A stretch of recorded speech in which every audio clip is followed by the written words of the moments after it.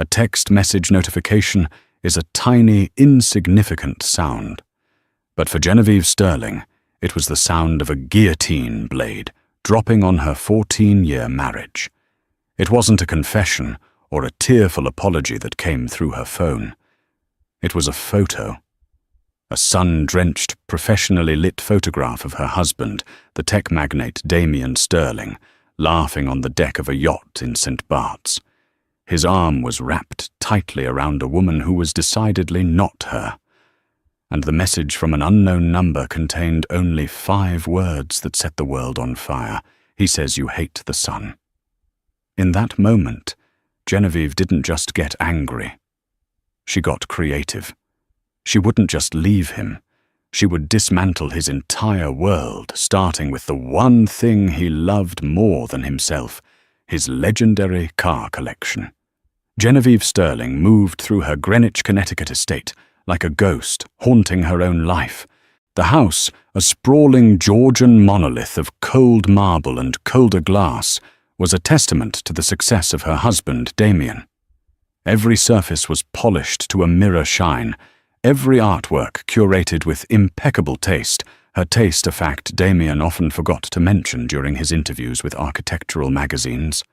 For 14 years, she had been the silent partner in the Sterling empire, the graceful hostess, the impeccably dressed accessory, the steady hand that organized their life into a seamless portrait of unimaginable wealth and power. Damien was a titan of the fintech world, a man who saw life as a series of algorithms and acquisitions. He was brilliant, ruthless, and possessed a charisma that could charm regulators and investors with equal ease. He loved Genevieve, he claimed, in the same way he loved the 18th century grandfather clock in the foyer, a beautiful, reliable fixture that demonstrated his good taste and appreciation for classics. But passion had long since been replaced by a comfortable, almost sterile routine. Their conversations were about schedules, charity galas, and portfolio performance. The fire that had once defined them, a whirlwind romance between a driven tech prodigy and a sharp-witted art history graduate, had dwindled to a pilot light barely flickering in the vast emptiness of their home. Genevieve had poured her own ambitions into his. She'd used her eye for aesthetics to design the user interfaces for his first successful apps, her understanding of history to help him navigate the treacherous, blue-blooded social circles of old money, and her emotional intelligence to smooth over the ruffled feathers of employees he trampled on his way to the top.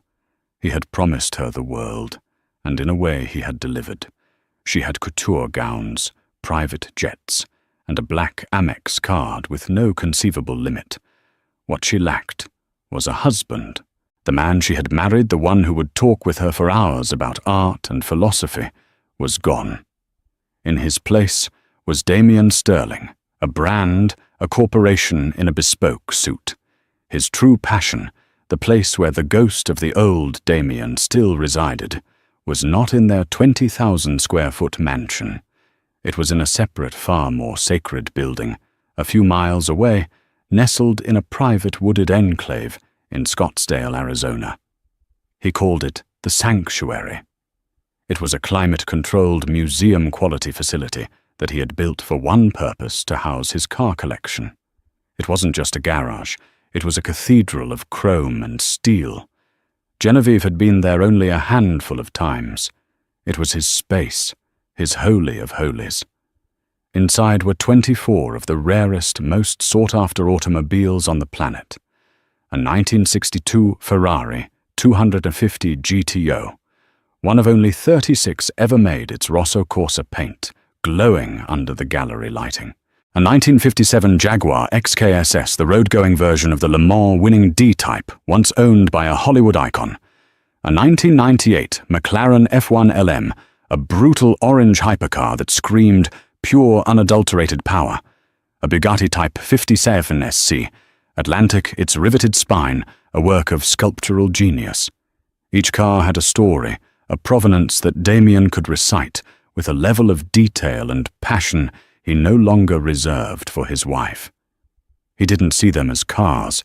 He saw them as testaments to his own greatness, physical manifestations of his success and discerning taste. He loved them more than anything. He loved them more than her. Genevieve had made a fragile peace with this fact years ago. She was the curator of his home, but the cars were the curator of his soul.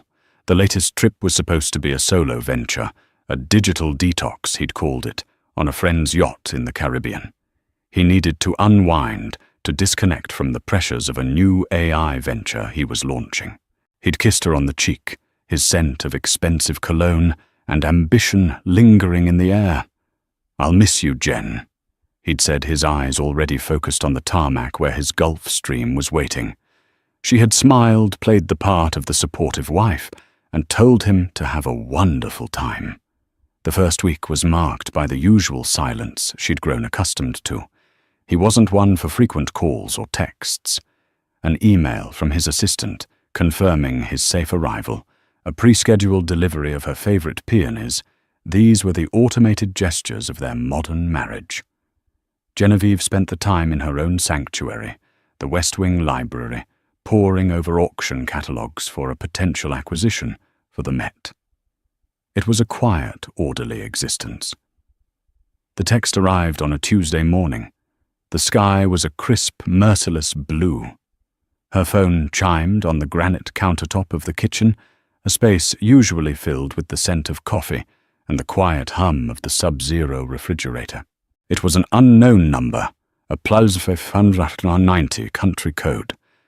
St. Bart's. Her heart gave a single painful thump against her ribs. She tapped the screen, and the image loaded. There he was. Damien, her Damien, looking younger and more carefree than he had in a decade.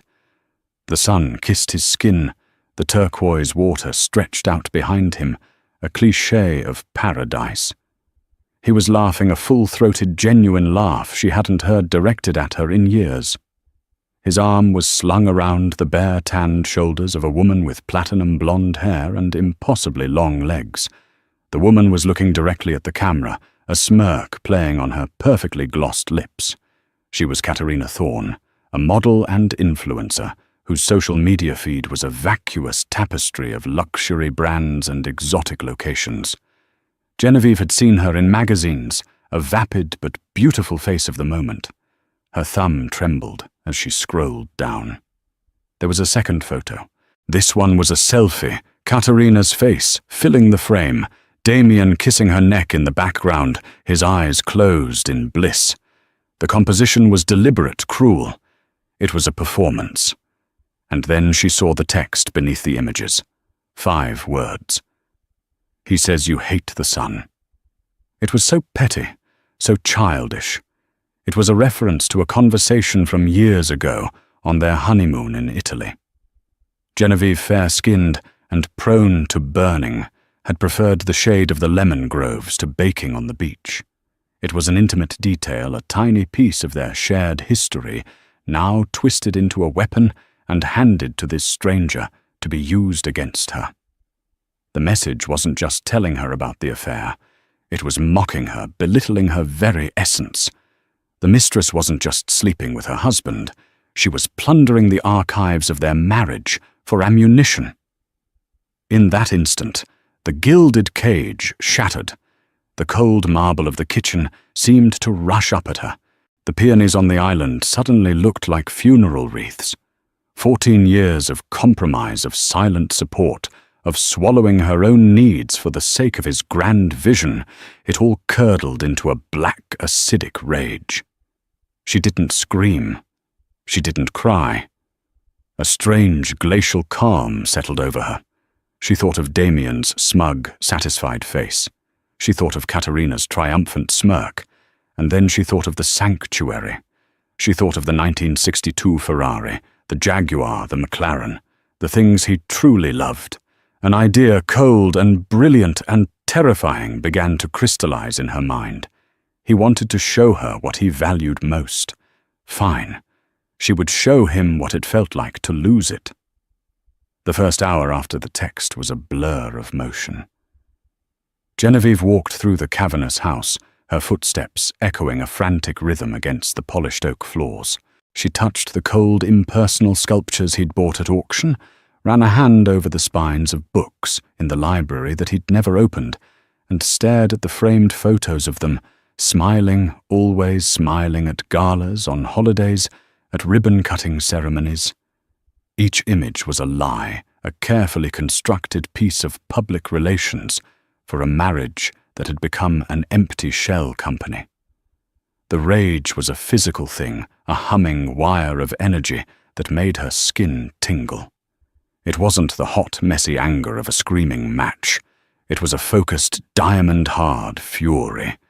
The betrayal wasn't the deepest cut, it was the insult, the casual, dismissive cruelty of that 5-word text. He says you hate the sun. It was a calculated move by Katerina, a power play designed to demonstrate her intimacy with Damien, to show Genevieve that she was now the keeper of his secrets, his preferences, his private jokes. It was designed to make Genevieve feel like a relic, a dusty antique replaced by a newer, shinier model. She finally stopped in Damien's office. It was a temple to his ego, panelled in dark mahogany and smelling of leather and success. On his desk, next to a holographic stock ticker, was a small, unassuming silver frame. It didn't hold a photo of her. It held a picture of his first major acquisition, a cherry-red 1967 Shelby GT500. It was the car that had started it all. He'd bought it with the first significant payout from his company, long before the billions. It was the only car from his past that remained in the collection, a touchstone to the hungry, ambitious man he used to be. It was also, she knew, the one that held the most sentimental value. It would be the one that hurt the most to lose. Her mind was racing, connecting disparate pieces of information, conversations from years past, legal documents, signed without a second thought. She needed to know if her nascent, audacious plan was even possible.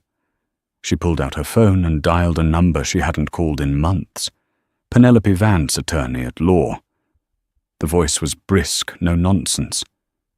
"Penny, it's Genevieve." There was a pause. "Jen, you sound different. Is everything all right?" "No." Genevieve said, her voice eerily steady. "Not at all. I need to see you. Today. And I need you to bring everything you have on the incorporation of Sterling Automotive Holdings." Penelope Penny Vance was the antithesis of the Greenwich socialites Genevieve was forced to endure. Sharp, cynical, with a wardrobe of severe black suits and a mind like a steel trap. Penny was the lawyer Damien had hired early in their marriage to handle their complex asset management and tax sheltering. She and Genevieve had formed an unlikely friendship, bonded by a shared, unspoken understanding of Damien's colossal ego. They met that afternoon in a discreet coffee shop in Stamford, far from the prying eyes of their social circle. Genevieve had already packed a small bag and checked into a suite at a boutique hotel under her maiden name. She couldn't bear to be in that house a moment longer. She slid her phone across the table without a word. Penny picked it up, her professionally neutral expression tightening as she looked at the photos and the text. She scrolled back and forth a few times, her jaw clenching. Finally, she looked up, her dark eyes filled with a mixture of pity and fury. The little tramp even geotagged it. St. John Beach. Classy. She pushed the phone back. So the question isn't if you're leaving him. The question is how badly you want to burn him on your way out. "I want to incinerate him," Genevieve said the words, feeling powerful on her tongue. "I want to take what he values most, what he worships, and I want to turn it to ash. The company, his shares." Penny suggested already thinking in terms of legal strategy. Genevieve shook her head. "No. That's just money to him. There's always more money. It's not personal enough. I'm talking about the sanctuary." Penny's eyebrows shot up. She leaned forward, her voice dropping to a conspiratorial whisper. The cars. Genevieve, that's not just his prized possession. That's his identity. You go after those cars and you're not just divorcing the man, you're vivisecting him. Good, Genevieve said. Penny was silent for a long moment, tapping a perfectly manicured nail on the thick file folder she'd brought. It's insane. It's brilliant. But is it possible getting a court to order the liquidation of a collection like that during a divorce proceeding could take years? He'd tie it up in litigation until the sun burns out. I'm not talking about a divorce proceeding, Genevieve clarified. I'm talking about a sale, a private sale, conducted by me. Now, Penny stared at her. Then a slow smile spread across her face. It was the smile of a predator who's just spotted a weakness in its prey. She opened the folder. Sterling Automotive Holdings, LLC, incorporated in Delaware 10 years ago. It's the legal entity that owns the Scottsdale property and every vehicle within it. A shell company for tax and insurance purposes. She pulled out a document, the original articles of incorporation. She ran her finger down the page. He set it up to shield the assets from his business liabilities, Penny explained. If his tech company ever went bankrupt, his creditors couldn't touch the cars. Standard billionaire paranoia. She stopped on a particular section, her finger tapping the paper. Here. Board of Directors and share allocation. She turned the document around for Genevieve to see. There were 2 names listed. Damien Sterling, holding 49% of the shares, and Genevieve Dubois Sterling, holding 51%. Genevieve stared at her own name. She vaguely remembered signing the papers a decade ago. It had been during a flurry of financial restructuring. Damien had breezed into her study, slid a stack of documents in front of her, and said, "Just sign here, here and here, darling. Penny says it'll save us a fortune in taxes." He'd been so dismissive, so sure of his own authority and her passive compliance that he probably hadn't even read the details himself, relying on Penny's advice. He'd simply seen a way to protect his toys and save money. Why, Genevieve whispered, looking at Penny. My idea, actually, Penny admitted with a grimace of satisfaction. At the time, he was considering taking on a high-risk investor. I argued that by making you the majority shareholder of the holding company, it would create an even stronger firewall against any future personal or business litigation. The asset would technically be controlled by a separate, non-liable individual, his devoted wife. It was the ultimate protection. Penny leaned back, a look of profound respect in her eyes. He was so arrogant, so consumed with protecting his collection from outsiders, he never once considered that the greatest threat might be sleeping in his bed. He handed you a loaded gun, Jen. He just forgot to tell you where the trigger was. Genevieve felt a wave of dizziness, but it was quickly replaced by a surge of adrenaline. It was real. The crazy, impossible idea was real. She had the power. He had given it to her himself in his all-consuming greed and arrogance. The LLC's operating agreement grants the majority shareholder full authority in matters of asset liquidation and disbursement. Penny continued, her voice all business now. You have the legal right to sell the property and everything in it. All of it. The land, the building, every last nut and bolt. You don't need his permission. You don't even need to inform him. The plan began to take shape, no longer a fantasy of revenge, but a concrete, actionable strategy. She wouldn't just sell the cars. That would be too simple. She would sell the entire thing, the whole temple, as a single turnkey acquisition. A holy grail for a true collector. There's one man, Genevieve said, her mind already working, who Damien despises and fears in equal measure. A man who he has been trying to beat at auction for years. Silas Blackwood. Penny's eyes widened. Silas Blackwood was a legend in the collecting world, an intensely private, obscenely wealthy industrialist who rarely appeared in public. He was old money with a collection rumored to dwarf Damien's. He saw Damien as new money, a vulgar tourist in the world of true connoisseurs. Damien craved Blackwood's approval and loathed him for withholding it. Selling the collection to him would be the ultimate, most exquisite humiliation. "Can you find him?" Genevieve asked. Penny's smile returned sharper than ever. "For this, I'd find a ghost if he had a bank account. Pack your bags for Arizona Jen. It's time to go hunting." The flight to Scottsdale was a strange mix of terror and exhilaration.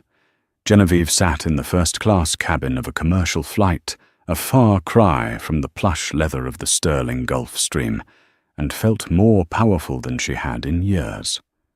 She was no longer a passenger in her own life. She was in the cockpit, flying headlong into a storm of her own making. The hotel suite in Greenwich was a memory, the life she lived there, a photograph fading in the sun. She was Genevieve Dubois now, her maiden name, a shield and a statement of intent. Penny had worked with astonishing speed. While Genevieve was in the air, Penny was activating a network of contacts that burrowed deep into the secretive world of high-end asset brokers. Reaching Silas Blackwood was like trying to contact a phantom. He had no public email, no social media, and his business dealings were shrouded by layers of corporate entities. But Penny was relentless. She found a retired art dealer in Geneva who had once brokered a private sale of a Monet to Blackwood. An introduction was made, a cryptic message was passed, and a secure communication channel was established. Genevieve landed to a text from Penny. "He's interested. Wants proof of ownership and a preliminary inventory. He thinks it's a hoax." The next morning, Genevieve stood before the sanctuary. The building itself was a work of brutalist architecture, a massive windowless cube of charcoal-grey concrete set against the stark beauty of the Sonoran Desert. It looked less like a garage and more like a fortress. She used her keycard, one Damien had given her years ago in case of emergency, and the heavy steel door hissed open. The air inside was cool and sterile, smelling faintly of wax, leather, and gasoline. The lighting was low cinematic, with spotlights making the cars gleam like jewels in a vault. The silence was profound, reverent. For a moment, she felt a pang of something, not regret, but a kind of sorrow for the man Damien had been, the man who had built this beautiful, lonely place. Then she remembered the smirk on Katerina's face, and the sorrow hardened back into resolve. She walked the length of the main gallery, her heels clicking on the polished concrete floor. She ran a hand over the perfect sweeping fender of the Bugatti Atlantic. It felt like touching history. This was what Damien loved. Not the thrill of driving them, most of the cars were barely street legal and rarely moved, but the act of possessing them. They were his Horcruxes, each one holding a piece of his soul. With Penny on a video call, Genevieve began the grim task of inventory. She opened a fireproof safe in the small office area, the code ironically being their wedding anniversary. Inside were the titles for every vehicle and the deed to the property, all under the name of Sterling Automotive Holdings, LLC. She methodically took high-resolution photos of each document, her name clearly visible as the majority shareholder, and sent them to Penny, who forwarded them through the secure channel to Blackwood's representatives. The response came within the hour. He's no longer skeptical. He's intrigued. He wants to know the price. Here came the most critical part of the plan. Genevieve knew Damien's valuations for each car by heart. He boasted about them endlessly. The total insured value of the collection and the property was just over $350 million. A traditional broker would list it for that, perhaps a little more, and expect a lengthy negotiation. Genevieve had a different strategy. "Tell him the price is non-negotiable," she instructed Penny over the phone. $250 million. For everything. The land, the building, every car, every tool, every spare part, as is where is. There was a stunned silence on the other end of the line. "Jen, that's $100 million below market value," Penny hissed. "You're leaving a fortune on the table." "No, I'm not." Genevieve countered, her voice firm. "I'm creating a motive. A price this low isn't a negotiation. It's an opportunity. It's a once-in-a-lifetime deal that a man like Blackwood, a man who lives for the art of the deal, cannot resist. It's low enough to ensure he moves fast before anyone else can get a whiff of it. We're not selling a collection, Penny. We're selling a legend, and we're selling it with an expiration date." She was right. The price was an act of psychological warfare. It was a fire sale price that signaled urgency and desperation, but in this context, it also signaled an unparalleled opportunity. It would force Blackwood's hand. He would know instinctively that a deal like this would never come again, and that it wouldn't be available for long. He had to act now before Damian Sterling got wind of it, and the deal vanished forever. The next 48 hours were a masterclass in precision and speed. Blackwood's legal team, a pack of sharks from a top New York firm, descended. They were met by Penny, who was more than their equal. Documents were exchanged via encrypted servers.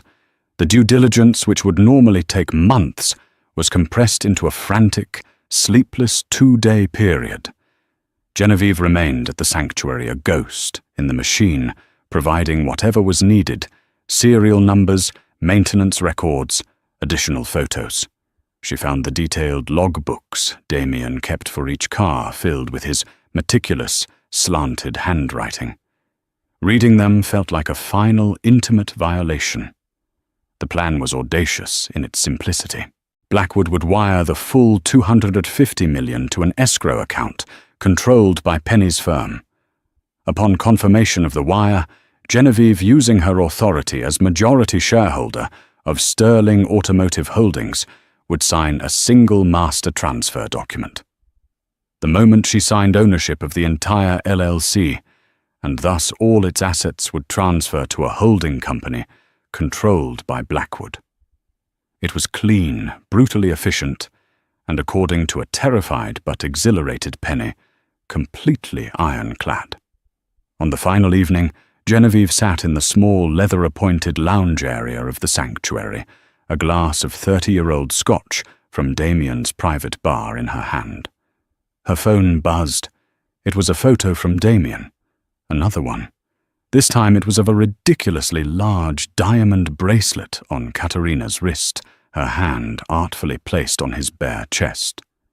The text read, "Thinking of you. Picked up something for you at the jeweler's today. Hope you like it." The condescension, the utter blissful ignorance of the man was breathtaking. He was buying her a trinket, a guilt offering, while she was methodically gutting his entire world. She typed a reply, her fingers steady. "How thoughtful. Can't wait to see it. Have a safe flight home." She hit send, took a long sip of the smoky scotch, and looked out at the rows of silent, perfect machines. They were magnificent. They were monuments to art, engineering, and history. And tomorrow, they would belong to someone else. The architect of ruin was about to sign off on her masterpiece.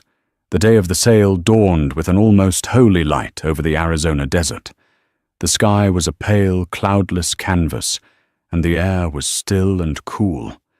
Genevieve had slept for 3 hours on the leather sofa in the sanctuary's lounge, a restless, dream-filled sleep. She woke up feeling not tired, but vibrating with a strange, high-frequency energy. This was the day. At precisely 9:00 a.m., a black Maybach, silent as a shark, glided up the long private drive and came to a stop before the building's imposing facade. The rear door opened, and a man emerged. He was older than she expected, perhaps in his late 70s, with a shock of thick white hair and piercing blue eyes set in a deeply tanned aristocratic face. He wore a simple, beautifully cut linen suit and moved with the slow, deliberate grace of a man who had never in his life been forced to hurry. It was Silas Blackwood. He had come alone. Genevieve met him at the door. They stood in silence for a moment, the old money titan and the spurned wife, two unlikely allies, in an act of spectacular corporate espionage. "Mrs. Sterling," he said, his voice a low, gravelly baritone, "I must confess I have been involved in many unusual transactions in my life. This one is by a considerable margin the most intriguing." "Mr. Blackwood," Genevieve replied, her voice even, "I'm a firm believer that life's most valuable assets should be appreciated by those who can truly see their worth. Please come in."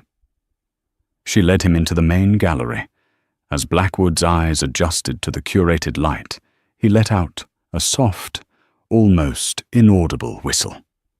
He walked slowly, his hands clasped behind his back, his posture that of a general surveying a conquered territory. He didn't rush from car to car like a giddy enthusiast.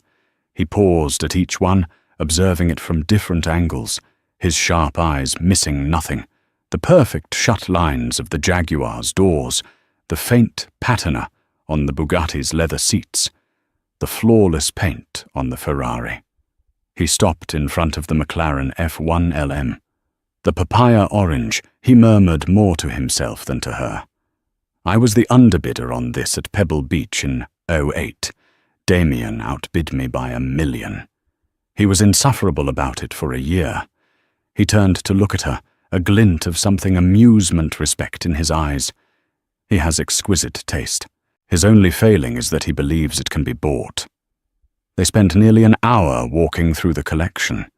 He spoke little, but his comments were insightful, revealing a depth of knowledge that dwarfed Damien's memorized auction catalogue recitations. He was not just a collector, he was a historian, a custodian. He understood these machines as living things. In a strange way, Genevieve felt a sense of relief. The cars were going to a good home. They were passing from a possessor to a connoisseur. Finally, they settled in the office. Penny appeared on a large screen via a secure video link, her face a grimly professional mask. Across from her, on a split screen, were 3 of Blackwood's lawyers. The air crackled with tension. "Mr. Blackwood," Penny began, "we have received confirmation from the escrow agent. The sum of $250 million has been received and verified."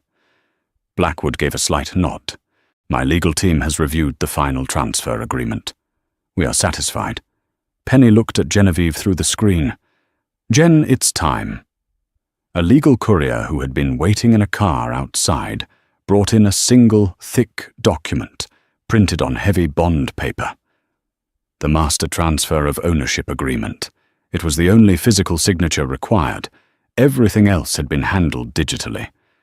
The document lay on the polished mahogany desk between Genevieve and Blackwood. She picked up the pen. It felt impossibly heavy in her hand.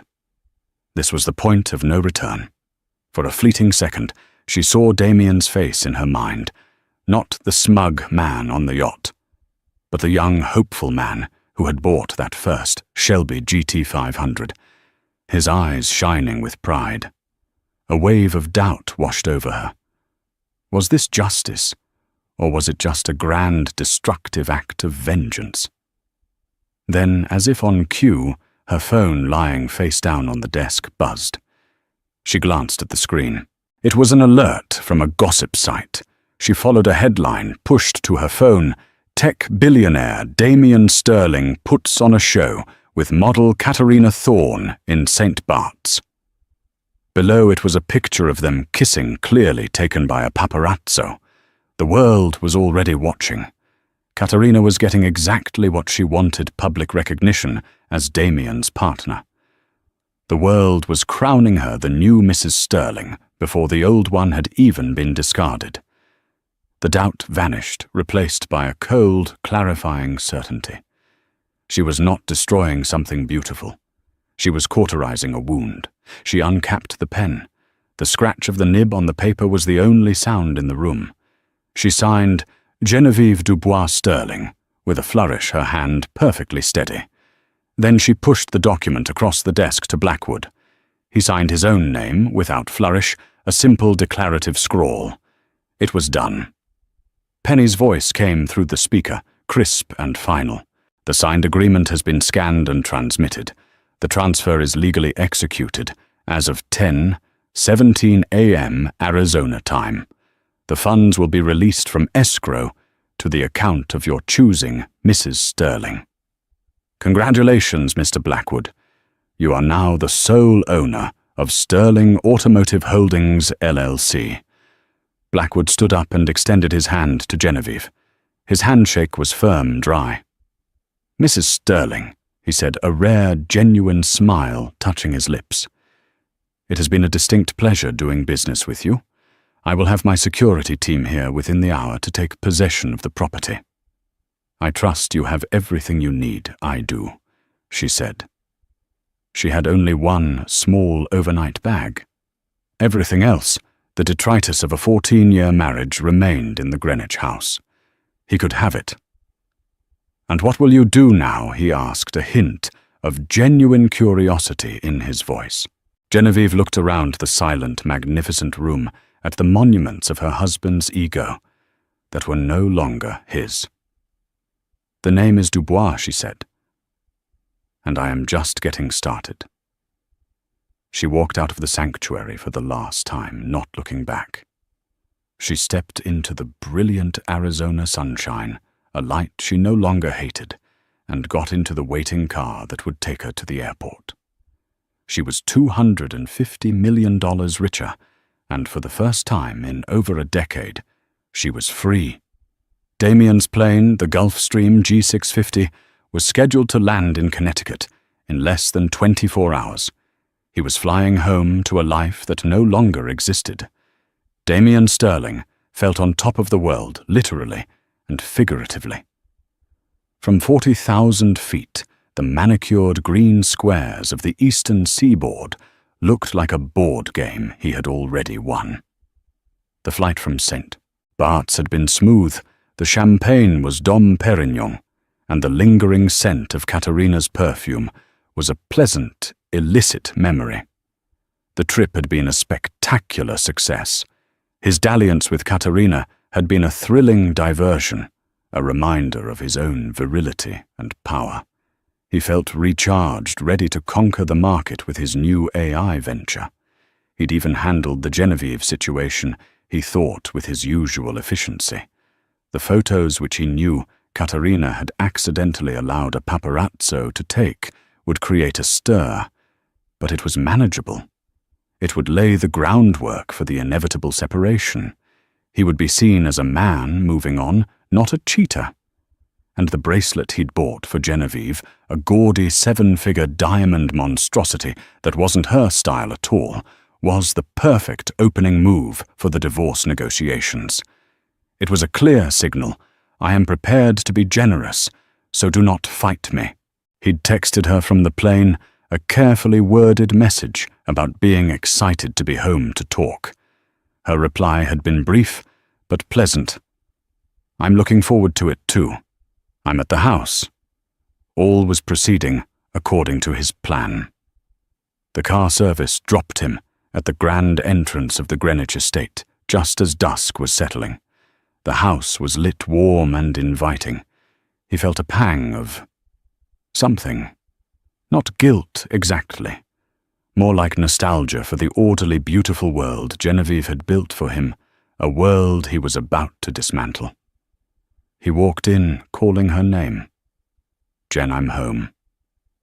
She appeared at the top of the grand staircase. She was wearing a simple, elegant black dress he'd never seen before. Her hair was styled differently, and she wore a shade of red lipstick that was bolder than her usual muted tones.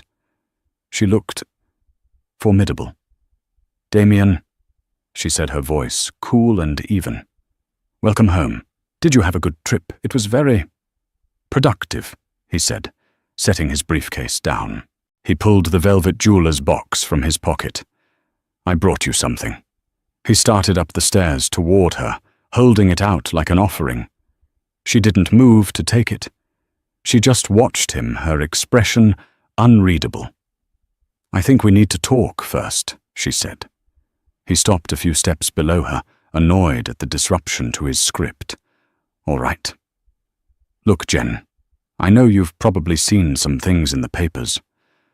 "Oh, I saw them long before the papers did," she interrupted. "Katerina was kind enough to send me a private preview. So thoughtful of her." The air went cold. So she knew, all of it. He'd underestimated the girl's audacity. Still, he could manage this. "Genevieve, I am sorry you had to find out that way," he began, shifting into his placating corporate negotiation voice. "Our marriage, we both know it's been strained for some time. I think it's best for both of us if we move forward separately. I am prepared to be incredibly fair to ensure you are comfortable for the rest of your life." "Comfortable," she repeated the word, sounding like an obscenity. She descended the last few steps, so they were face to face. For the first time, he saw the fire in her eyes. This was not the placid, accommodating woman he had left a week ago. "Your version of fair, Damien, has always been transactional," she said. "You offer money as a substitute for respect. But you see, I've come to realize my own net worth, and I've decided to liquidate some assets." He frowned, confused. "What are you talking about? Your portfolio." "The art, no?" she said, a small, dangerous smile playing on her lips. "Your assets." A cold dread, unfamiliar and deeply unsettling, began to creep up his spine. "What did you do, Genevieve? I was just following your own business philosophy," she said, walking past him into the living room. "Cut your losses, divest from underperforming assets, and pivot to a more promising venture." She picked up a tablet from the coffee table. "I started with an asset that was very dear to you, one that you valued above all others, but that was, legally speaking, under my majority control." She turned the tablet screen toward him. It was a press release from a major financial newswire. The headline read, "Industrialist Silas Blackwood acquires legendary Sterling collection in shocking private sale. Entire turnkey facility and 24 Mark automobiles sold for undisclosed sum." Damien stared at the headline. The words didn't compute. It was like reading a sentence in a language he didn't understand. The Sterling collection. Silas Blackwood. Sold. It was impossible. A joke. A fabrication. "What is this?" he whispered, his voice hoarse. That Genevieve said, her voice ringing with newfound strength, is a press release that went live 1 hour ago. Penny, my lawyer. Well, our former lawyer thought it would be best to control the narrative. He snatched the tablet from her, his hands shaking as he scrolled through the article. It quoted a spokesperson for Blackwood, confirming the acquisition of 100% of the shares of Sterling Automotive Holdings LLC, his company, his cars, the 1962 GTO, the XKSS, the McLaren, his Shelby, all of it, gone, sold to the one man on earth he despised, the blood drained from his face. "You can't," he stammered. "You can't do that. It's illegal. Those are my cars. That's my property." "Actually," Genevieve said, calmly, taking a sip from a glass of water, "they were the property of an LLC in which I held a 51% controlling stake, a structure you yourself created, darling, to protect them. You were so worried about an enemy getting them from the outside, you never realized you'd already let the enemy in." The full catastrophic reality of it hit him like a physical blow. He stumbled back, leaning against the doorframe for support. The arrogance, the planning, the sheer, beautiful, terrible audacity of it. She hadn't just left him. She had disemboweled him. She had taken his soul and sold it to his nemesis. Why, he choked out the word barely audible. Genevieve finally let her mask of calm drop, and he saw the raw, incandescent fury beneath. Why, she repeated, her voice rising. "You send me a picture of your 20-something mistress from my honeymoon spot with a message mocking me, and you ask me why you spent 14 years turning our marriage into a business merger, and you made me the silent, decorative partner. You poured every ounce of your passion into a garage full of metal, while I starved for a single drop of it. You don't get to ask why. You don't have that right." He stared at her, seeing her for the first time in a decade. He saw the brilliant, fierce woman he had first fallen in love with, the woman he had systematically ignored and suppressed until she had become a stranger. And now that stranger had ruined him. Not financially, $250 million was a staggering sum, but it wouldn't bankrupt him, but in a way that was infinitely worse. She had stripped him of his legacy. She had taken his identity. His shock curdled into pure, unadulterated rage. "You will regret this," he snarled, his voice a low growl. "I will destroy you. I will bury you in so much litigation, you'll never see the light of day again." Genevieve laughed. It was a startling, liberating sound. "No, you won't," she said. "Because Penny has already reviewed every document you've ever signed. The sale is ironclad, and the money is already in an offshore account that your army of lawyers can't touch. This house is in your name. You can have it. You can have the art, the furniture, the sad, empty life you've built. I don't want any of it." She walked to the front door, picking up a small suitcase he hadn't noticed before. "Oh, and Damien," she said, turning back to him, her eyes shining with a victorious light. "That bracelet, you should give it to Katerina. I'm sure it's just her style." She opened the door and walked out into the night, leaving him alone in the echoing silence of the house, the ruins of his perfect world crashing down around him. The aftermath was a symphony of humiliation for Damien Sterling. The story exploded. It was too juicy, too perfect a narrative for the media to resist the tech titan cuckolded and outsmarted by his elegant, unassuming wife. The sale to Silas Blackwood added a layer of Shakespearean drama to the tale. Financial news outlets covered the brilliant, ruthless efficiency of the transaction. Gossip columns delighted in the salacious details of the affair with Katerina Thorne. Tech blogs wrote think pieces on the hubris of Silicon Valley billionaires. Overnight, Damien went from being a feared visionary to a punchline. He did exactly what he had threatened. He unleashed his legal team a phalanx of the most expensive and aggressive lawyers money could buy. They descended upon Penny Vance's small boutique firm like a swarm of locusts, filing lawsuits, injunctions and motions. They accused Genevieve of fraud, theft, and corporate malfeasance. They tried to freeze the funds. It was all for nothing. Penny, anticipating the onslaught, had built a fortress. The LLC's operating agreement was the stone, and Damien's own signature was the mortar. Every motion his lawyers filed was countered with a simple, elegant presentation of the facts. Genevieve had acted entirely within her legal rights as the majority shareholder. A Delaware judge threw out the case for an injunction within a week, calling it frivolous and chiding Damien's lawyers for wasting the court's time. The money wired from the escrow account in New York to a private bank in Switzerland and then to a trust in the Cook Islands was so far beyond his reach it might as well have been on the moon. Each legal defeat was another public flogging. Silas Blackwood, meanwhile, played his part to perfection. He gave a single, devastatingly understated interview to a prestigious automotive journal.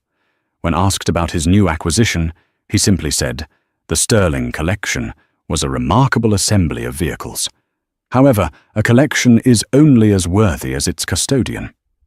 I am pleased to give these important pieces of history a home where they will be understood, not merely owned." The quote was everywhere within hours, a subtle crushing indictment of Damien's entire ethos.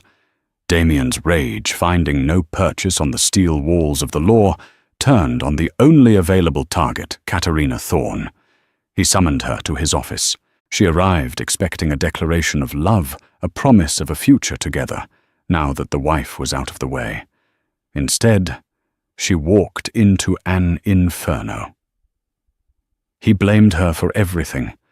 Her recklessness, her vulgar need for attention, her idiotic text message. He painted her as the architect of his downfall.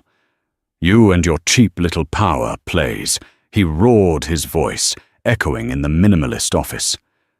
"You thought you were winning a prize.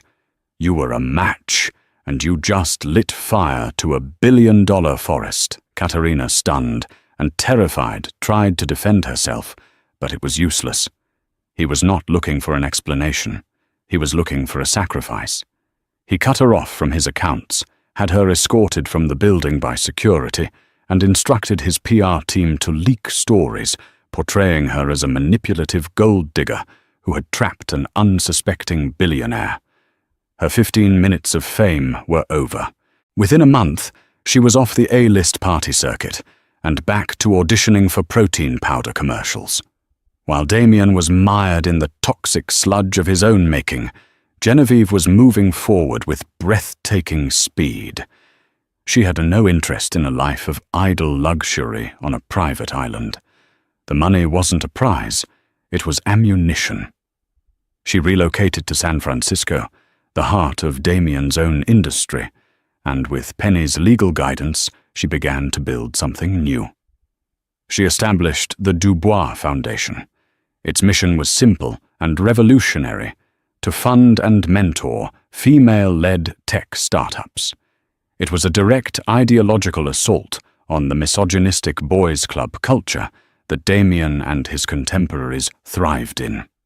She used her deep insider knowledge of that world, knowledge she had absorbed over 14 years of silent observation at dinner parties and industry events, to identify brilliant women who were being overlooked and underestimated by the venture capital establishment. The Dubois Foundation wasn't just about writing checks. Genevieve created a mentorship program, bringing in female CEOs, engineers, and venture capitalists to guide the new generation. She used her art and history background to teach the art of storytelling and presentation, helping founders craft compelling narratives for their companies. She was creating an ecosystem, a network of support designed to break the very system that had created men like Damien. Her first major investment was in a small, innovative cybersecurity firm founded by a woman named Dr. Aris Thorne. The technology was groundbreaking, a potential threat to one of the subsidiary companies in Damien's portfolio. The message was unmistakable. She wasn't just competing with him. She was actively working to dismantle his empire piece by piece using his own money. The media narrative began to shift. Genevieve was no longer just the scorned wife who got revenge. She was a savvy investor, a philanthropist with a vision, a new power player in the tech world. She gave one interview a sit-down with a respected female journalist. She never mentioned Damien by name. She spoke about opportunity, about overlooked talent, and about the importance of building a more equitable future. When asked about her past life, she simply smiled and said, "I was the curator of a private collection for many years. I learned a great deal about assessing value. I've simply moved on to a collection with far more potential for growth, human potential." The fallout had settled. Damien was left with his hollow house, his diminished reputation, and the bitter, indigestible knowledge that he had been the author of his own humiliation. He had lost his collection, his wife, and the aura of invincibility that had been his most prized possession. Genevieve, on the other hand, had lost a husband, but had found herself. She had taken the ashes of her old life, and from them built a foundation for a new one, a legacy that would be entirely her own. 1 year later, Geneviève Dubois stood on the stage of a packed San Francisco auditorium. The light was warm on her face, the energy from the crowd, a palpable positive force. It was the closing night of the first annual Dubois Foundation Tech Summit, an event that had drawn female entrepreneurs from around the world. The hesitant woman who once haunted a Greenwich mansion was gone, replaced by a leader who had found her voice by shattering the silence. Her foundation had in a single year become a disruptive force for good funding over a dozen innovative startups. After her speech, a young journalist asked, "Looking back, do you have any regrets?" Geneviève smiled, a gesture of profound, hard-won peace. "Regret is a luxury," she said, her voice calm and measured. "The past was a lesson in valuation. It taught me to recognize when an asset is depreciating and to have the courage to divest. I took the capital from a portfolio of static, beautiful objects and reinvested it into a portfolio of dynamic, brilliant people. I believe my return on investment will be infinitely greater." Miles away, Damien Sterling sat alone in the cavernous living room of his Greenwich home. He was still a billionaire on paper, but the aura of invincibility that had been his most prized possession was gone. His reputation was permanently scarred, his name now a cautionary tale of hubris told in boardrooms and at country clubs. He was a king in an empty castle, his rage a constant companion. Late at night, he would torture himself by searching for news of his old cars. He'd see them celebrated as prized jewels of the Blackwood collection, each photo a fresh twist of the knife. His rival, Silas Blackwood, was praised as a true connoisseur, enjoying the machines in a way Damien never had. The final bitterest irony arrived by mistake, a philanthropy journal addressed to Geneviève. On the cover was a glowing feature on the Dubois Foundation. He read the article, his hands trembling, as he saw pictures of Geneviève surrounded by adoring, brilliant women. He learned that one of her funded companies was now a direct competitor to his own. In that moment, he understood the devastating truth. She hadn't just left him. She had erased him. The Sterling name was now a footnote in the story of her rise. She had redefined the legacy, building her own empire from the ashes of his. He was left rattling around a silent house, a man who possessed everything a person could want, yet had absolutely nothing at all. Geneviève Sterling's story is a chilling reminder that in the gleaming world of the ultra-rich, the most valuable assets are never the ones with a price tag. It's a tale of how arrogance can blind even the most brilliant minds, and how a woman pushed to the edge can become the most formidable force of nature. She didn't just get even. She rewrote the entire game, turning her pain into power and her husband's treasures into the foundation of her own empire. What would you have done in her shoes? Could you orchestrate such a calculated, devastating act of justice? If you were captivated by Genevieve's journey from a silent partner to a titan of industry, make sure to hit that like button to let us know you want more stories like this. Share this video with someone who loves a story of epic revenge, and don't forget to subscribe and ring that notification bell. We uncover the most dramatic real-life stories every week, and you won't want to miss what's coming next.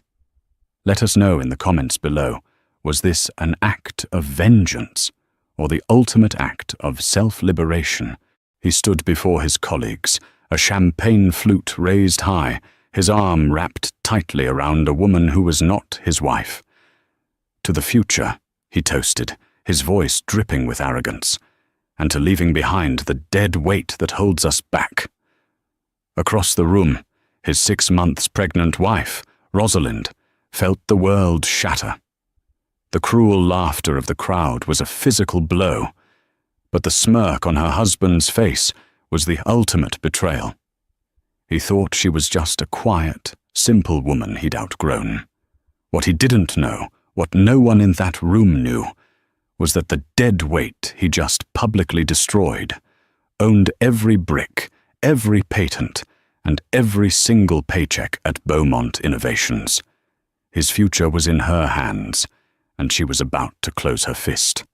The city lights of Boston glittered like a carpet of fallen stars from the penthouse apartment Declan Finch and Rosalind Beaumont called home.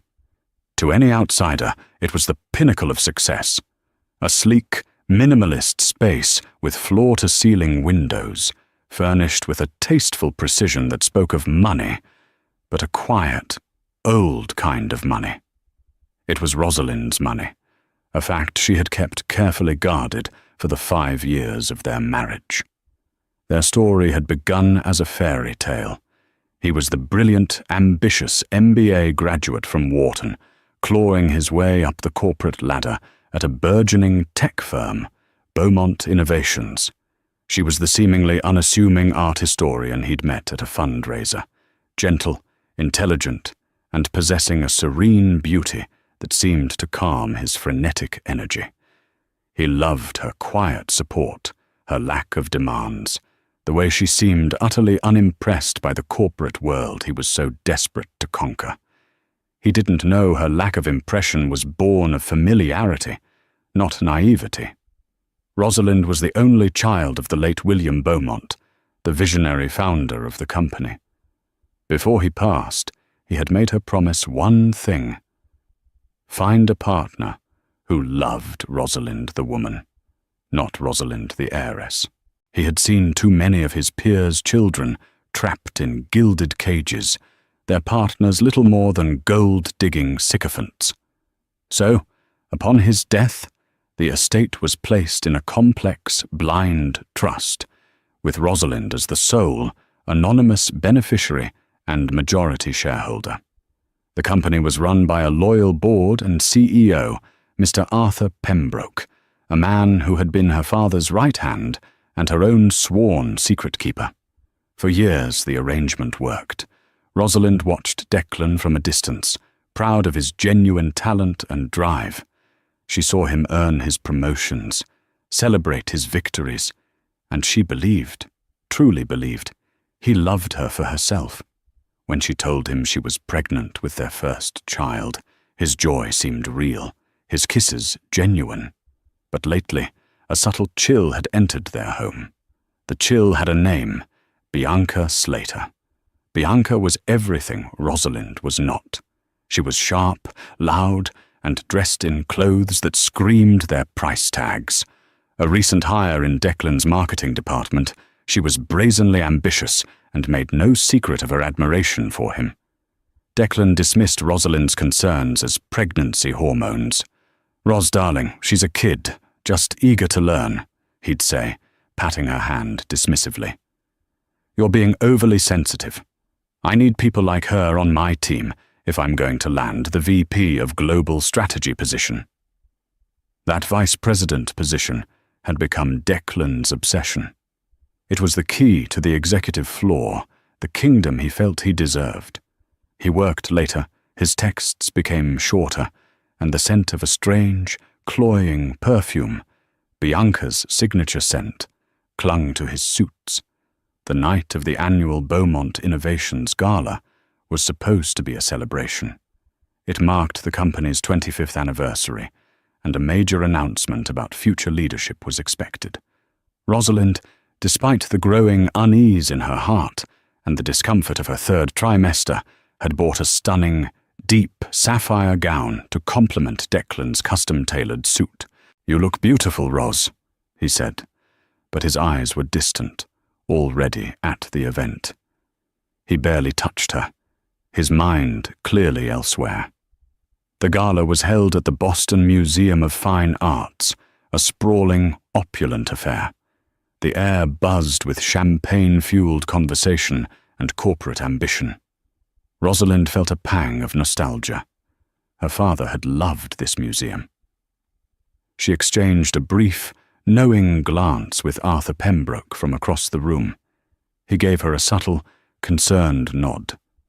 He had seen the change in Declan too, and had tried to warn her in his own gentle way. Declan was in his element, moving through the crowd with a predatory grace, shaking hands, laughing too loudly.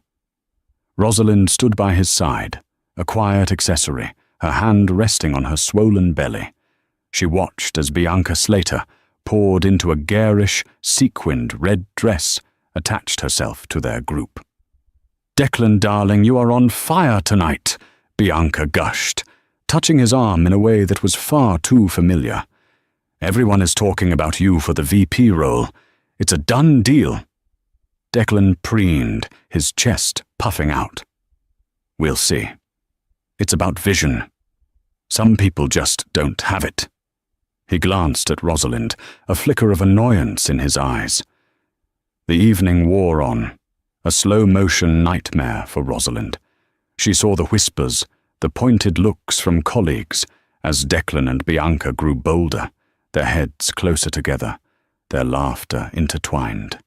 He refilled Bianca's champagne flute 3 times, yet never once asked if his pregnant wife needed a glass of water. The breaking point came when Jeremy Croft, the current VP of Global Strategy, who was being promoted to COO, took the stage.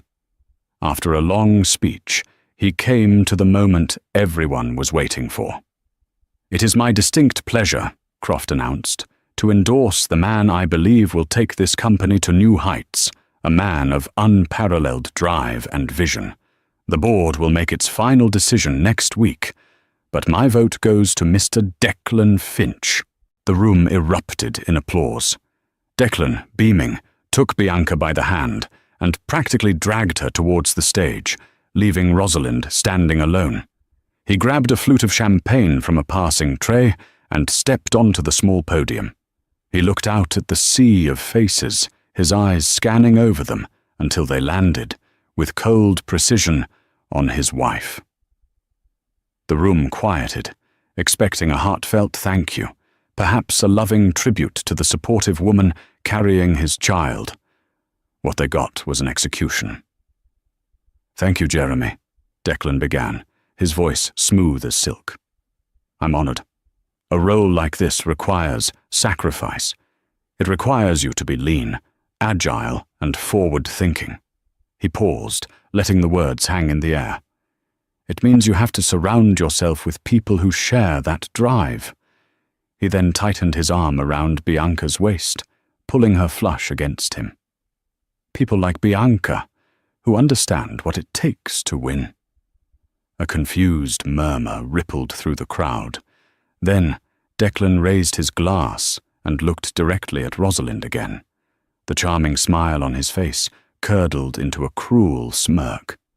And most importantly, he projected, his voice echoing in the cavernous hall, "It means knowing when to leave behind the dead weight that holds you back, the distractions, the baggage." The insult was unmistakable, a poisoned arrow aimed directly at her heart, at their unborn child. Gasps rippled through the audience. Bianca giggled, a high, piercing sound that grated on Rosalind's raw nerves. Some people laughed awkwardly, unsure how to react. A few senior managers, loyal to her father's memory, looked on in horror. Rosalind stood frozen, the blood draining from her face. The room seemed to tilt, the glittering lights blurring into painful shards. His words, dead weight, baggage, echoed in her skull. This wasn't just an affair. This was a public declaration of contempt. He was discarding her, a piece of unwanted luggage, in front of the entire world he was so desperate to impress. The world her father had built. Her legs felt weak, but a new, unfamiliar sensation was coiling in her gut, hot and sharp, burning away the shock and the pain. It was fury, pure, unadulterated rage. She turned, her back straight, and walked out of the museum. She didn't run. She didn't cry. Every step was deliberate, a silent vow. He thought he was toasting his future. He had no idea he had just signed its death warrant. The taxi ride back to the penthouse was a blur of neon streaks against the dark glass. Rosalind didn't shed a single tear. The searing humiliation at the gala had acted as a cauterizing agent, sealing the wound of her heartbreak and leaving behind a hard, polished scar of resolve. The quiet, accommodating wife Declan Finch had taken for granted ceased to exist somewhere between the Rodin sculptures and the museum's exit. She entered the cold, silent apartment. It was no longer a home. It was a stage set for a life that was now a lie. His scent, his belongings, his presence lingered like a ghost she was determined to exorcise. Methodically, she walked into their shared walk-in closet. She pulled out 2 large suitcases and began to pack Declan's things. His expensive suits, his polished shoes, his collection of ridiculously overpriced watches. She worked with a chilling efficiency, a general preparing for a war. Each folded shirt was a strategic maneuver, each packed box a piece of enemy artillery being neutralized. By the time she heard his key in the lock 2 hours later, 6 suitcases and 3 boxes were lined up in the foyer like soldiers at attention. Declan stumbled in, reeking of champagne and Bianca's perfume. He was flushed with victory, his eyes bright with arrogance. He saw the suitcases and froze, a flicker of confusion crossing his face before it hardened into annoyance. "What the hell is this, Ros?" he slurred slightly. "Spring cleaning at 1 in the morning?" Rosalind emerged from the shadows of the living room. She was no longer wearing the elegant sapphire gown. She had changed into a simple black dress. Her hair was pulled back severely, and her face was a mask of cold composure. "Your things are packed," she said, her voice devoid of any emotion. "I want you out of my apartment. Tonight." He laughed, a harsh, disbelieving sound. "Your apartment? Don't be ridiculous. We bought this place together. And you're not kicking me out. You're pregnant and hysterical. We'll talk about this in the morning when you've calmed down." He tried to step around the suitcases, to dismiss her as he always did. She moved to block his path. "No, Declan, I bought this apartment with my money," she stated, the words like chips of ice. "Just like I bought the car you drive and the watch on your wrist. You have been living in my world, on my terms, and your tenancy is now terminated." He stared at her, genuinely baffled. "Your money? What money? The little inheritance your father left you?" "Don't be so dramatic, Ros. It paid for a few nice dinners. Let's not pretend you're some kind of tycoon." It was the final ignorant insult she needed, the utter blindness of his greed. "Get out," she repeated, her voice dropping to a low, dangerous command, "or I will call security and have you removed for trespassing." Something in her eyes, a glint of steel he'd never seen before, finally broke through his drunken haze. He saw that she was not hysterical. She was serious, deadly serious. "Fine," he spat, his face twisting in a sneer. "Fine, keep your damn apartment. You think I need this? You think I need you? I've got the VP position in the bag. I'll be making more in a year than your little inheritance is worth. I'll send for my things tomorrow." "You won't," she said calmly. "They will be held in a storage unit. My lawyer will be in contact with the details, and with divorce papers." "Lawyer?" he scoffed. "You can't afford a lawyer who can go up against mine." He grabbed his coat and briefcase, tripping over a suitcase in his haste. He shot her a look of pure venom. "You'll regret this.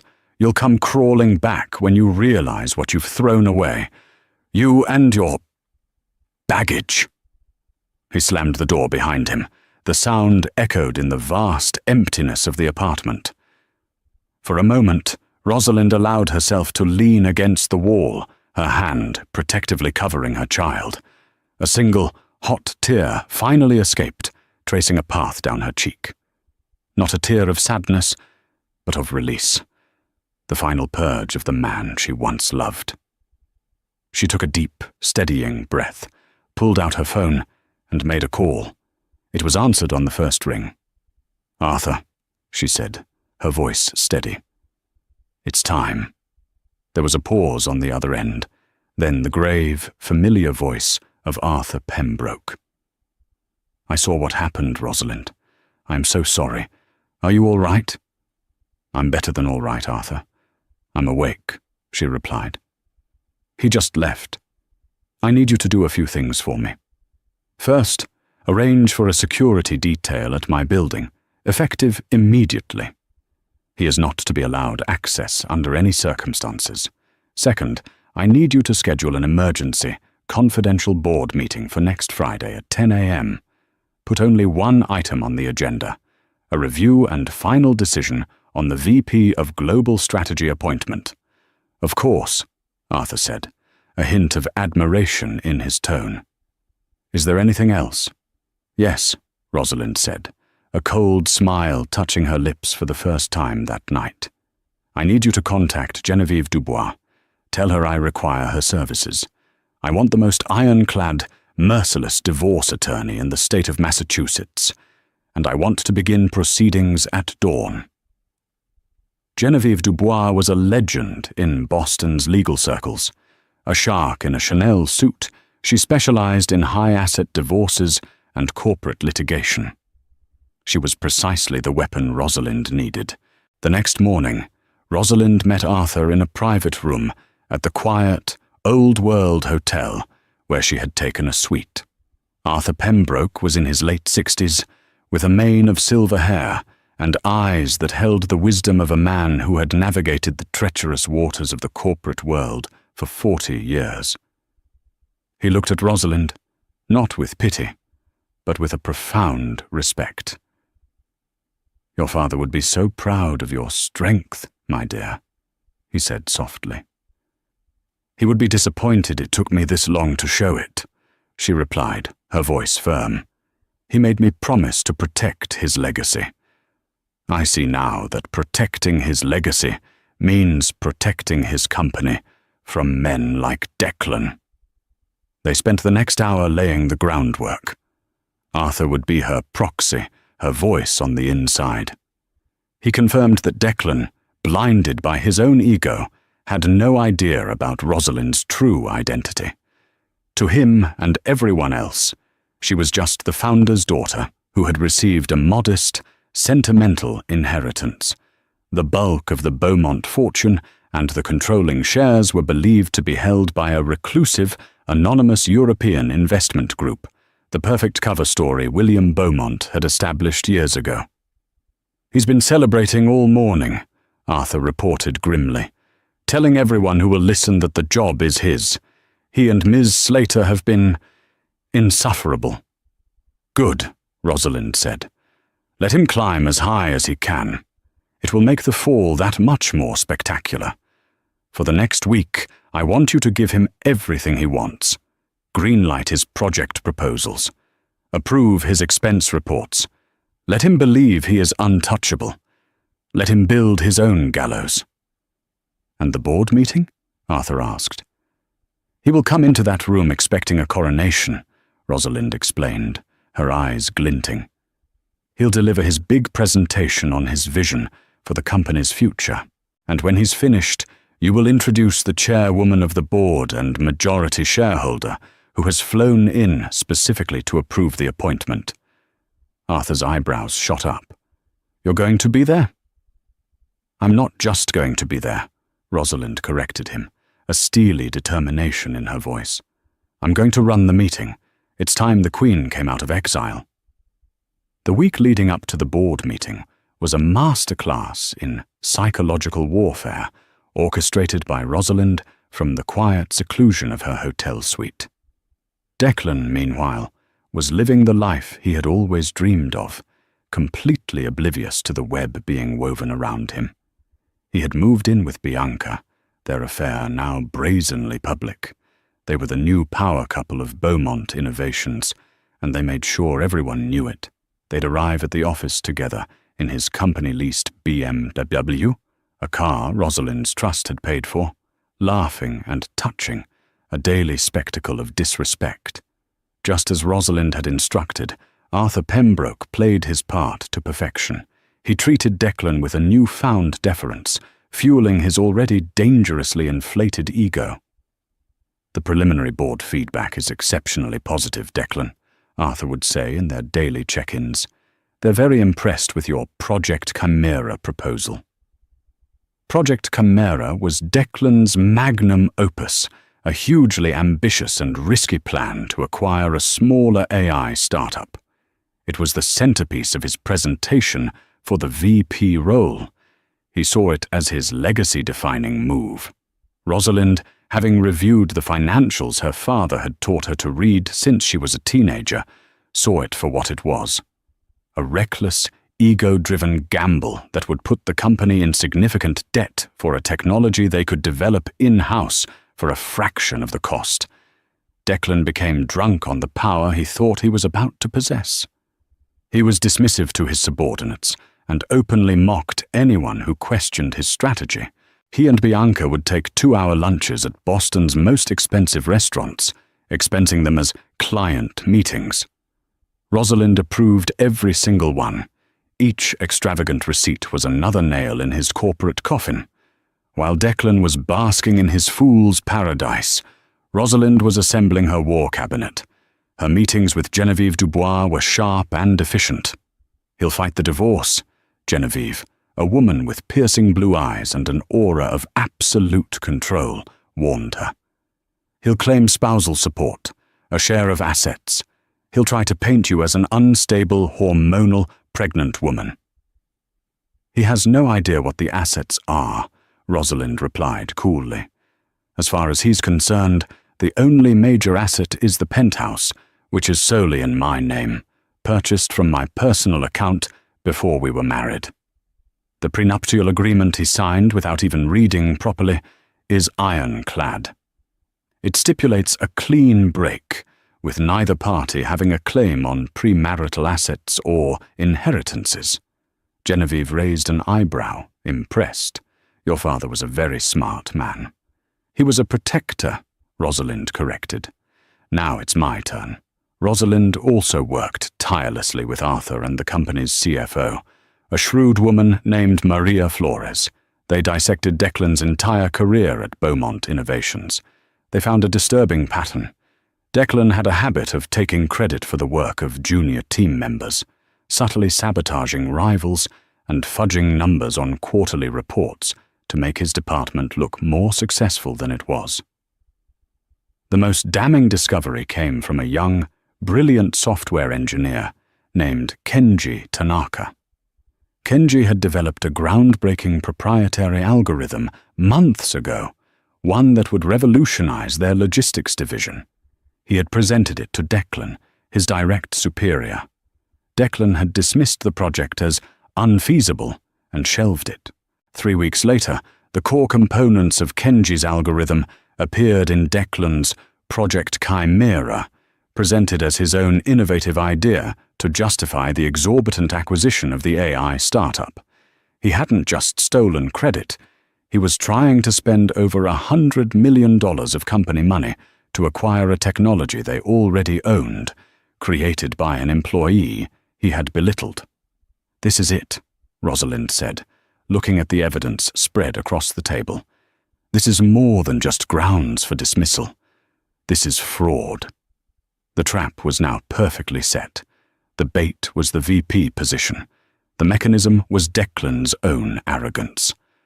On the Thursday before the board meeting, Declan was informed by Arthur's office that his final presentation had been moved to the main executive boardroom on the 50th floor, a room reserved for the most important company decisions. "The board is flying in for this, Declan," Arthur told him over the phone. "They want to hear your vision firsthand, and I've just been informed that the chairwoman of the holding company's board will be in attendance. It's a formality, but she likes to personally sign off on all senior VP appointments." Declan could barely contain his glee. The chairwoman, the mythical, reclusive figurehead of the anonymous investment group. Her presence meant this was no longer a promotion. It was an anointment. "Don't worry, Arthur," Declan said, his voice dripping with condescension. "I'll make sure not to disappoint her." That evening, he took Bianca out to celebrate. They went to Mamma Maria in the North End, securing the most coveted table with a view of the city square. He bought a vintage bottle of Barolo that cost more than a junior employee's monthly salary. "To us, baby," Declan toasted, clinking his glass against Bianca's. "Tomorrow I take over the 50th floor, and once I'm there, I'll make sure my most valuable asset comes with me." He winked at her. "VP Slater has a nice ring to it, doesn't it?" Bianca purred, already picturing her new office. "Heard from the Ice Queen?" Bianca asked, swirling her wine. Declan snorted. "Got a letter from her lawyer today. Some nonsense about the prenup. Let her try. She's got nothing. By the time my lawyers are done with her, she'll be lucky to keep the ugly art she loves so much. She's probably sitting alone in some sad little apartment, crying her eyes out." He laughed, a smug, ugly sound. Meanwhile, miles away in her hotel suite, Rosalind was not crying. She was on a conference call with Genevieve and the entire Beaumont Innovations Board of Directors, walking them through the mountain of evidence against Declan Finch. One by one, she secured their unanimous, confidential vote for his immediate termination. She ended the call, stood up, and walked to the window. She looked out at the same glittering cityscape Declan was currently celebrating conquering. "Tomorrow, Declan," she whispered to the glass, her hand on her belly. "You wanted a forward-thinking future. Tomorrow I'm going to give it to you." Friday morning dawned bright and cold, the Boston sky a crisp, unforgiving blue. Declan Finch felt it was a sky befitting a king on his coronation day. He chose his suit with the care of a general selecting his armor, a deep charcoal brioni, a crisp white shirt, and a power tie in the Beaumont Innovations corporate blue. He looked in the mirror and saw the man he had always believed himself to be, powerful, successful, a master of the universe. Bianca fussed over him, straightening his tie, her eyes shining with a greedy, reflected glory. "Knock 'em dead, handsome. I'll be waiting with the champagne. I've already cleared a space on my desk for you to put my new nameplate." He kissed her, a perfunctory, confident gesture. "Don't get too comfortable. You'll be moving to a corner office next to mine by Monday." As he rode the private elevator up to the 50th floor, his stomach fluttered, but it was with exhilaration, not nerves. This was the culmination of everything he had worked for, schemed for, and sacrificed for. He thought of Rosalind, a fleeting, dismissive thought. He pictured her, pregnant and alone, and felt a surge of vindication. She had been a comfortable placeholder, a stepping stone. He was destined for greater things, and she was simply unable to keep up. Her memory was already fading, like a black and white photograph in a world of vibrant color. The executive boardroom was an intimidating space designed to convey power.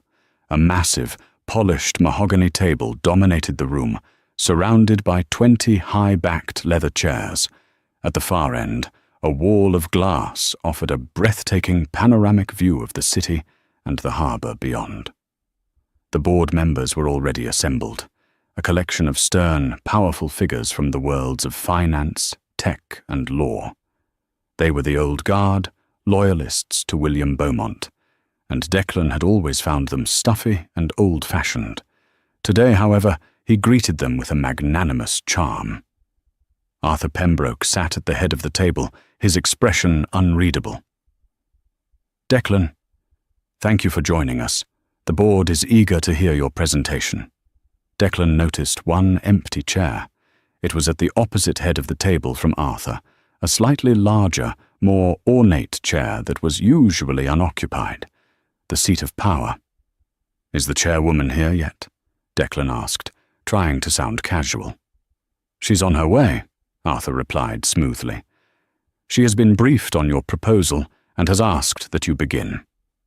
She will join us momentarily and prefers not to cause a disruption." Perfect. Declan thrived on an audience. He plugged his laptop into the integrated system, and his Project Chimera presentation flashed onto the massive screen that descended from the ceiling.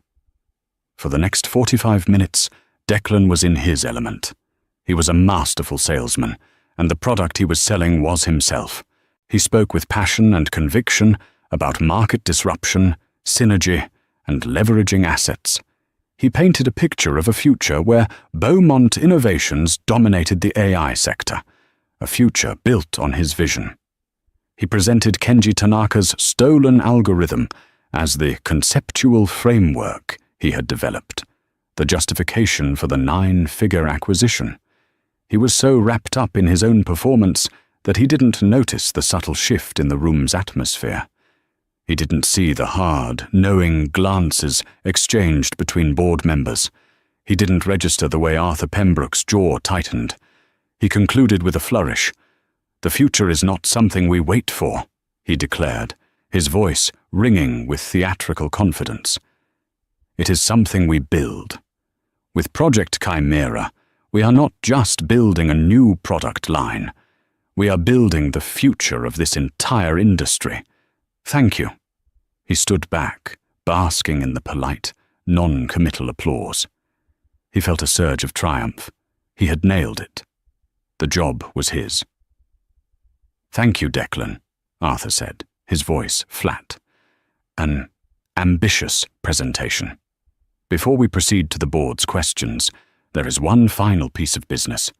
As I mentioned, our chairwoman has joined us. She wished to observe before making her introduction."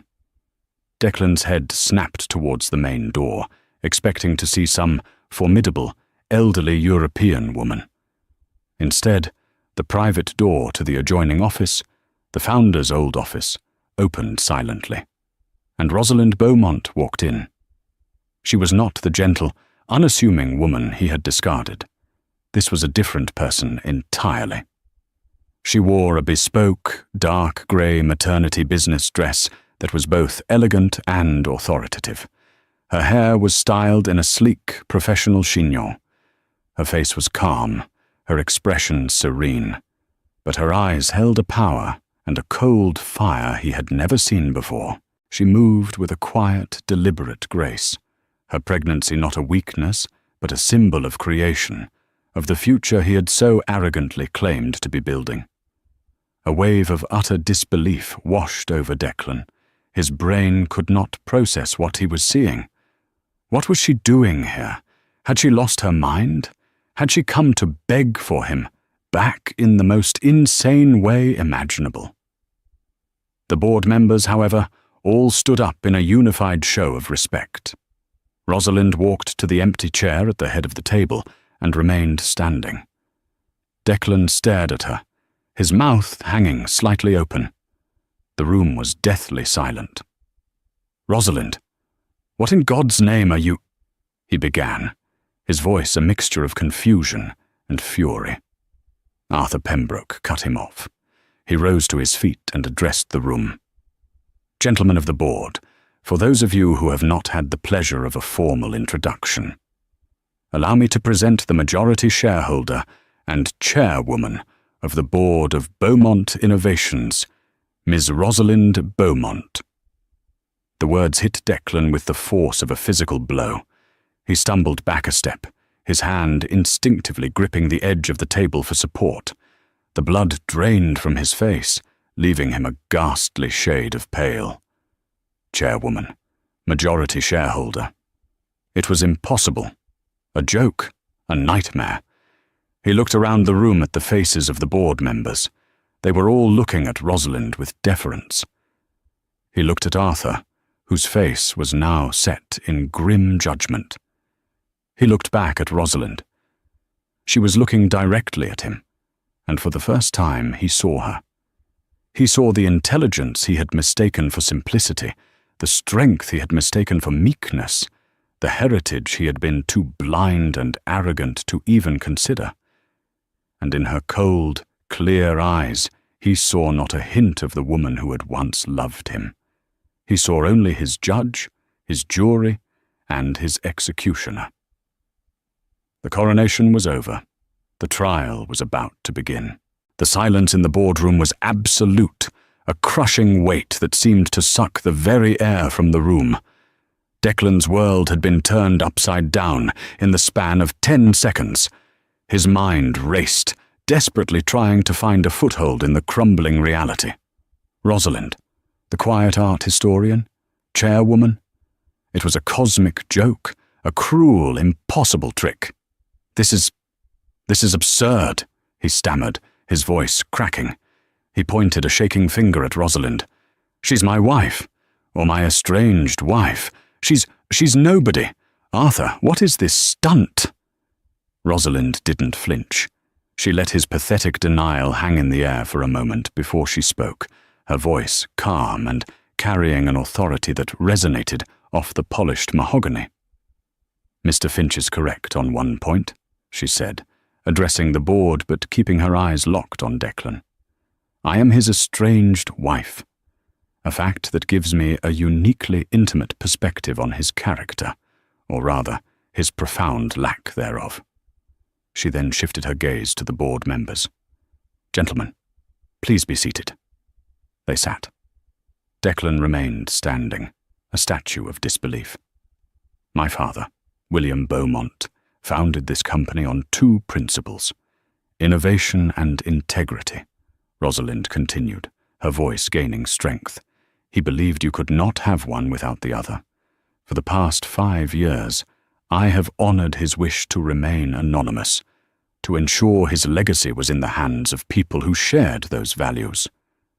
I see now that my silence was a mistake.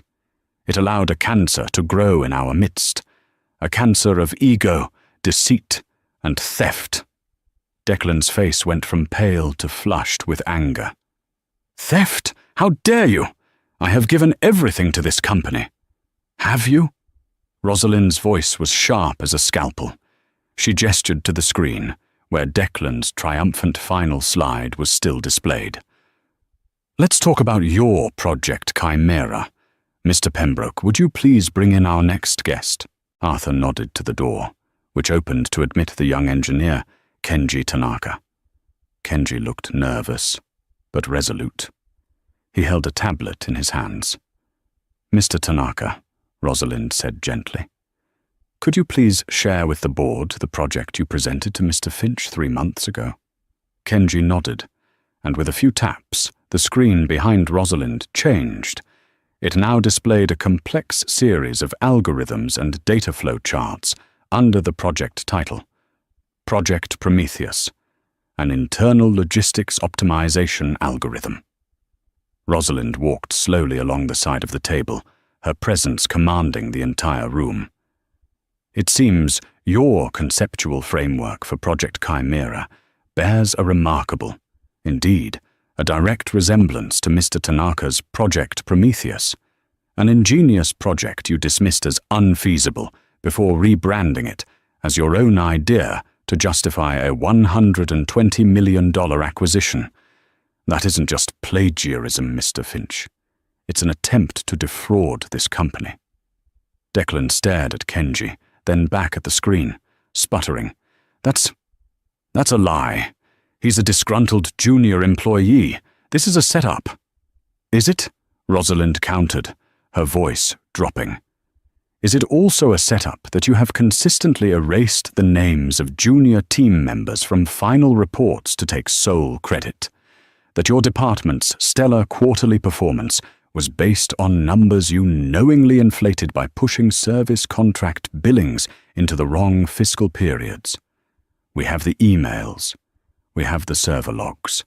We have the sworn statements from your staff who you bullied into silence. We have everything.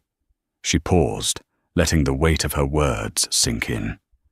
Declan was visibly shrinking, the Brioni suit that had seemed like armor now looking like a foolish costume on a man utterly exposed. You stood in a public forum a week ago, Rosalind said, her voice now laced with a personal cold fury that made Declan flinch. And you talked about leaving behind dead weight and baggage. You were referring to me. Your pregnant wife. She took a step closer to him, her eyes boring into his. Let me tell you about dead weight, Declan. Dead weight is an executive who steals the work of his employees. Dead weight is a leader who risks the company's financial health on an ego-driven, fraudulent acquisition.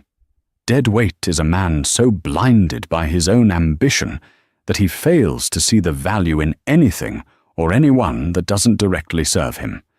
You are the dead weight. You are the baggage. She turned back to the board. Therefore, effective immediately, Mr. Finch's employment with Beaumont Innovations is terminated. For cause. Security will now escort him from the building. He will leave with nothing but the contents of his pockets. His corporate accounts are frozen, his access cards have been deactivated, and his severance is, of course, forfeited. Two stern-faced security guards, who had been waiting discreetly outside, entered the room. They moved to stand on either side of Declan. He looked wildly around the table, seeking an ally, a friendly face, but found only stony expressions of condemnation. His entire future, the VP title, the corner office, the power, the money, had evaporated in less than 10 minutes. His gaze finally fell back on Rosalind, filled with a mixture of hatred and pathetic bewilderment. You planned this. All of it. You built this, Declan, she corrected him calmly. Every lie, every betrayal, every stolen idea was a brick in the prison you now find yourself in. I just opened the door. As the guards took his arms, his composure finally shattered completely. You'll pay for this, Rosalind! You can't do this to me! He yelled, his voice a pathetic echo of its former confidence. I believe you'll find I can, she replied, without raising her voice. Goodbye, Declan. He was half dragged, half pushed from the room, his shouts echoing down the marble hallway, before being silenced by the closing of the heavy doors. The boardroom was still. The only sound was the faint hum of the city outside. Rosalind turned to face the stunned board. I apologize for the theatrics. It was a necessary, if unpleasant, piece of housekeeping. Now let's move on to the real future of this company. Mr. Pembroke, please bring up the presentation for the internal development of Project Prometheus, with Mr. Tanaka as project lead and a proposed promotion to Director of Applied Innovation. As Kenji's face lit up with shock and gratitude, Rosalind took her seat at the head of the table. The Queen had not just returned. She had reclaimed her throne, and her reign was just beginning. The downfall of Declan Finch sent shockwaves through every level of Beaumont Innovations. The official company-wide memo, distributed minutes after he was escorted out, was concise and brutal. Declan Finch is no longer with the company, effective immediately. We wish him the best in his future endeavors. The corporate world's equivalent of a death notice. But the real story spread like wildfire. Whispers in the hallways turned into frantic, instant messages, then into detailed accounts shared over coffee. The story of the secret heiress, the public humiliation, and the epic boardroom takedown became an instant company legend. Bianca Slater learned of the news when her own access card was declined at the executive lounge. Her face, still flushed from the celebratory champagne she'd been drinking alone in her office, turned ashen. She tried to call Declan, but his number was already disconnected.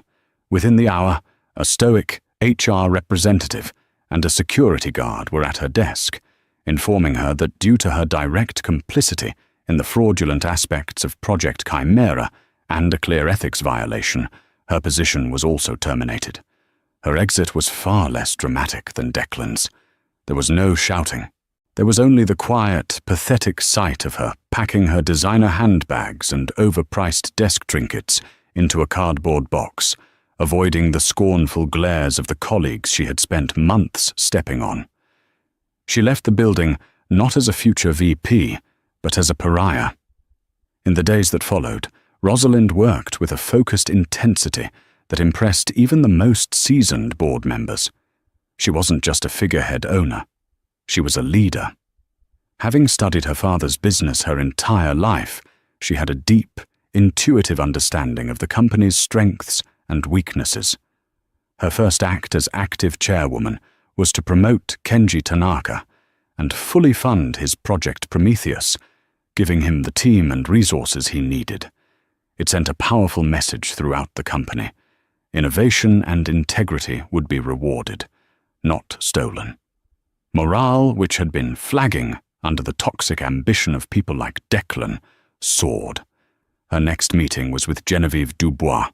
"He's fighting it," Genevieve reported, a grim satisfaction in her eyes. "He's hired a notoriously aggressive lawyer, a man named Sterling Ross, and is claiming emotional distress, wrongful termination, and is trying to invalidate the prenup by claiming you fraudulently hid your assets." Rosalind didn't seem fazed. "He can claim whatever he likes. The prenup is ironclad, and the termination was for cause, which we have documented exhaustively. What's his strategy?" "He's going to try and drag this through the mud," Genevieve explained. "He'll leak stories to the press, try to paint you as a vindictive, scorned woman who used her corporate power for personal revenge. He wants to damage the company's reputation to force a settlement." "Let him try," Rosalind said, with a cool confidence that calmed the room. "I'll handle the press." And she did.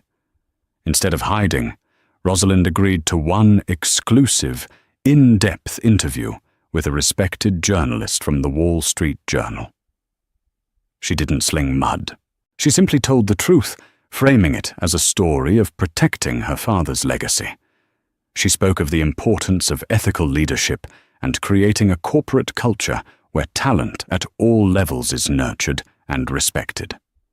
She detailed, without naming Declan, the decision to pivot from a costly, high-risk acquisition to investing in their own internal talent.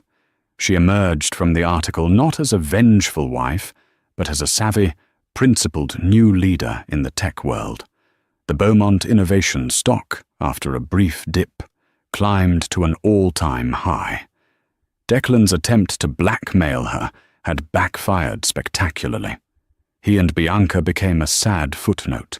Stripped of their corporate glamour, they were just two grasping, unemployed people. Their high-flying lifestyle vanished overnight. The luxury apartment Bianca had leased in anticipation of Declan's promotion was lost. They were spotted arguing in a cheap diner, their faces etched with bitterness and blame. Declan's lawsuit crumbled under the weight of Genevieve's counterfilings, which included a civil suit against him for damages related to his attempted fraud. Facing financial ruin and public disgrace, he dropped his case in exchange for Rosalind dropping hers. He was left with nothing. Meanwhile, Rosalind was rebuilding. She sold the cold, minimalist penthouse that held so many bad memories and bought a beautiful, warm brownstone in Beacon Hill. She filled it not with designer furniture, but with art she loved, books, and the beginnings of a nursery. She also made changes at the company, implementing new, transparent review processes to protect junior employees' intellectual property. She started a company-funded childcare program and expanded parental leave policies, changes she knew were not just good for families, but good for business. She was transforming her father's company into her own, honoring his foundation while building a more equitable and modern structure upon it. She worked closely with Arthur Pembroke, who seemed revitalized by her presence. "Your father would be bursting with pride, Rosalind," he told her one afternoon, as they looked over blueprints for a new research and development wing. "You have his vision, but you also have your mother's heart. It's a formidable combination." Rosalind smiled, a genuine, peaceful smile. The rage that had fueled her had cooled, replaced by a sense of purpose. She had not just sought revenge, she had sought justice. She had not just reclaimed her company, she had reclaimed herself. She was no longer hiding, no longer an heiress in secret. She was Rosalind Beaumont, and she was exactly where she was meant to be. 6 months later, the Boston autumn was painting the city in hues of gold and crimson. From her office on the 50th floor, her father's old office, which she had redecorated to be bright and open, Rosalind Beaumont looked out at the familiar skyline. The view was the same, but her world was entirely different. The boardroom takedown felt like a lifetime ago. The names Declan Finch and Bianca Slater were all but forgotten. Cautionary tales whispered among new hires. Beaumont Innovations, under Rosalind's direct leadership, was thriving. Project Prometheus had launched successfully, revolutionizing their internal systems and saving the company millions. The new childcare center was bustling, and the culture had shifted from one of cutthroat competition to collaborative innovation. Rosalind's life had been reborn, too. A week prior, she had given birth to a healthy, beautiful baby girl. She named her Willow, a name that symbolized strength and flexibility. Today was her first day back in the office, and she hadn't come alone. In a bassinet beside her large oak desk, Willow slept peacefully, swaddled in a soft cashmere blanket. There was a soft knock on the door. Arthur Pembroke entered, his usual serious expression softened by a wide, grandfatherly smile. "I hope we're not interrupting," he said. Kenji Tanaka followed him in, looking proud and a little shy. "Never," Rosalind said warmly, gesturing for them to come closer. "What's the good news?" "The first phase of the international rollout is complete," Kenji announced, his voice beaming with pride. "Prometheus is officially live in the European markets. The efficiency gains are even better than we projected." "That's wonderful news, Kenji. Truly," Rosalind said sincerely. "Congratulations to you and your entire team. Let's arrange a proper celebration." As they discussed the details, Willow began to stir. Rosalind gently lifted her daughter from the bassinet, cradling her against her shoulder. The tiny infant looked impossibly small against the backdrop of corporate power. Arthur looked at the scene, his eyes misty. "William always said this company was his child," he said softly. "Now look at this. His legacy in the arms of his legacy." The comment touched Rosalind deeply. She looked from her daughter's tiny, perfect face to the portrait of her father that hung on the far wall. He was smiling in the painting, a knowing, confident look in his eyes. For so long, she had been afraid of this world, afraid of the power and responsibility that came with her name. She had hidden from it, and in doing so, had almost allowed it to be corrupted. Now, she felt no fear, only a profound sense of peace and purpose. She had faced the ultimate betrayal, and had not only survived, but had emerged stronger, more capable, and more herself than ever before. She had learned that her father's greatest gift wasn't his fortune or his company. It was the strength he had instilled in her, a strength she was only now beginning to fully understand. Declan had called her dead weight, a piece of baggage. He had been spectacularly wrong. She was the anchor, the foundation, and the engine of it all. And this, her daughter, was not a distraction. She was the reason. The future he had so arrogantly tried to claim was here, sleeping soundly in her arms. "We have a lot of work to do, gentlemen," Rosalind said, her voice filled with a quiet, unshakable confidence as she rocked her daughter gently.